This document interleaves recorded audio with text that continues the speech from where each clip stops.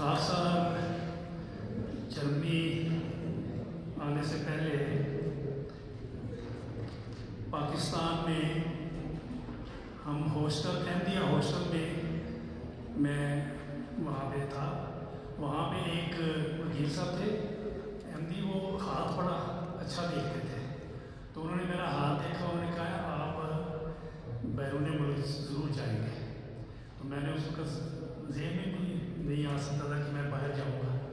بہرحال محترم فضل اللہ احمدی صاحب نے میرے بڑے بھائی ڈاکٹر حمید الدین خان صاحب کو خط لکھا کہ آپ جرمنی کا دوبارہ پروگرام بنائیں اور یہاں پہ میں اسائلم کے متعلق کوشش کر رہا ہوں.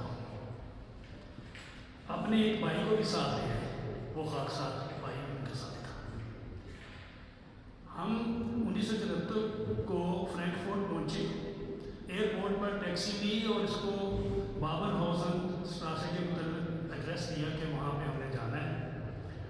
اس نے صرف بابن ہاؤزن ہی پڑھا اور وہ ہمیں بابن ہاؤزن شہر میں لے گیا.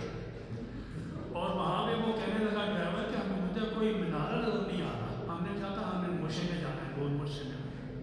وہ کہتے ہیں یہاں پہ تو کوئی منارہ نظر نہیں آ رہا. ان کو پھر ہم نے بتایا کہ آپ نے ایڈریس غلط پڑھا ہے، ہم بابن ہاؤزن لنڈسٹراس ہے، وہ ہے فرینکفورٹ میں. بہرحال وہاں سے پھر ہم مسجد میں آئے اور آپ کو پتہ ہی ہے کہ ٹیکسی کا بل جو ہے دگنا سے زیادہ ہو گیا.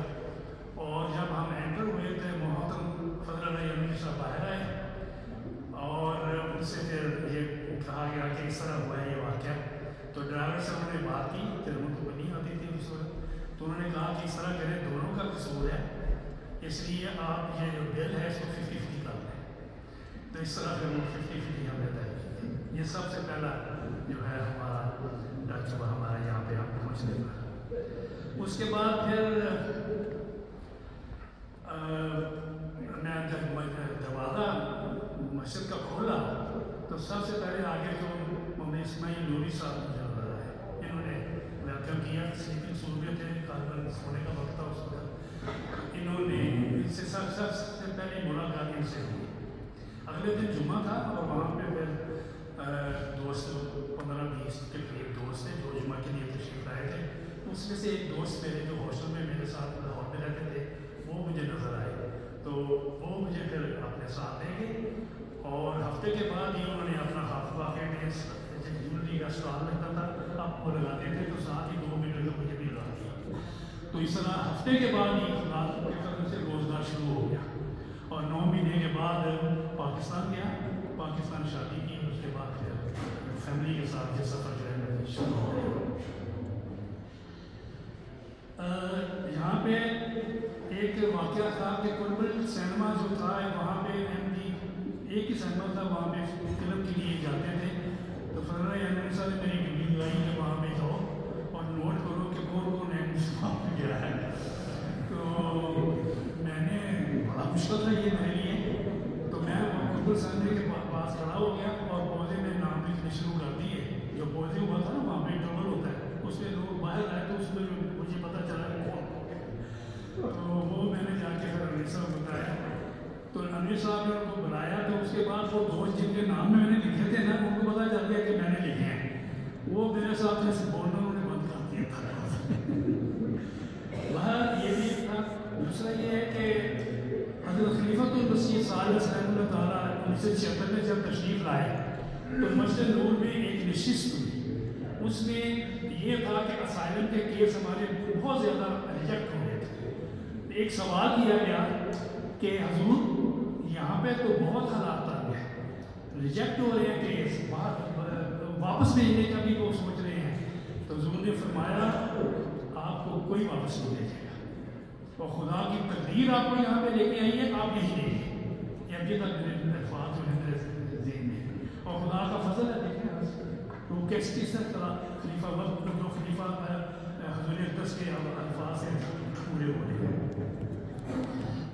اس کے بعد حضرت خلیفۃ المسیح رابع 1982 میں اسپین کا جو افتتاح کرا تھا مسجد کا، تو یہاں مسجد فرینکفورٹ میں نور مسجد میں تشریف لایا. تو خاص صاحب جب ملاقات کے لیے اندر گیا تو حضور نے فرمایا فلاؤدین آپ ادھر ہوتے ہیں؟ تو یہاں پہ خدا نے کہا کوئی خدمت کر رہے ہیں؟ کیونکہ میں محمد ضلع سیالکوٹ تھا تو اس وقت حضور کے ساتھ کافی جو ہے وہ قربت تھی. تو میں نے کہا حضور بھائی یہاں پہ جو ہے توفیق مل رہی خدمت کی لیکن اس طرح نہیں. تو کہتے ہیں کہ نیشنل قیادت قیام ہے یہاں پہ. بنگالی صاحب کو بلائے وہ باہر بیٹھے ہوئے تھے وہ بھی وقت کے ساتھ آئے ہوئے تھے. بنگالی صاحب کو میں نے کہا کہ حضور بلا رہے ہیں. میں اور حضور اور بنگالی صاحب اور رسول خان صاحب ہم نے پھر حضور نے فرمایا ہدایات دی کہ یہاں پہ باقاعدہ نیشنل قیادت قائم کریں. یہ خدام الانبیاء کا قیام اس طرح جو ہے وہ شروع ہوا تھا. یہ بھی آپ کی جو ہے اطلاع کی باہر آئے حضوری کی اس وقت جیسے ابھی بتایا گیا ہے کہ عبداللہ واحد صاحب فرینکفورٹ کے قائد تھے. ان کو نیشنل قائد تجویز کیا گیا اور خالد صاحب کو نائب نیشنل قائد فرینکفورٹ کے ایریے کا اور حفیظ الرحمان انور صاحب بیٹھے ہوئے ہیں ان کو نائب نیشنل قائد ہمبل کے ایریے کا جو ہے وہ تجویز کیا گیا اور نیشنل موومنٹ کے طور پہ خالد صاحب کا نام بھی اس میں شامل تھا. حضور سے منظوری بھی اور یہ جو خدام الانبیاء کے نیشنل قیادت جو ہے اس طرح سے شروع ہوئی اور یہ ایک لمبی تفصیل ہے. بہرحال 1983 میں جب خاص نیشنل بورڈ وغیرہ لگواتا تھا مرکز میں تو وہاں پہ اطلاع آئی کہ 1900 بیرون جو مجالس ہے پاکستان سے بیرون اس میں جرمنی جو ہے وہ اول قرار پایا ہے. المیر نامی کے حقدار ہے. حضور کو خط عبداللہ واحد صاحب کو خط آیا کہ 1983 کے جلسے میں تشریف لائیں ربا میں اور وہاں پہ فوٹو بھی ہے وغیرہ کہ وہاں پہ جو وہ چیز پیش کی گئی. اس کے بعد 1984 میں حضور عبداللہ واحد صاحب نیشنل امیر مقرر ہوئے اور خاص صاحب نیشنل قائد اور 6 سال اللہ کی وجہ سے یہ ہمیں مجھے توفیق ملی. اور 1990 میں حضور نے فرمایا کہ آج سے جو جتنے بھی بیرون میں نیشنل قائد ہیں وہ آپ صدر کرائیں گے اور ڈائریکٹ میرے اندر ہوں گے. تو خدا تعالیٰ کی طرف سے یہ بھی اعزاز ہے کہ جرمنی کے پہلا صدر کا وزیر. اس کے بعد 1984 میں جو امیر صاحب نیشنل میں اور اس کے بعد مجھے خالد صاحب کو 2 یورپین اجتماع منعقد کرنے کی توفیق ملی اور اس میں حضور حضرت مسیح رابع بھی عذرائے شفقت وہاں پہ تشریف لائے. تو یہاں پہ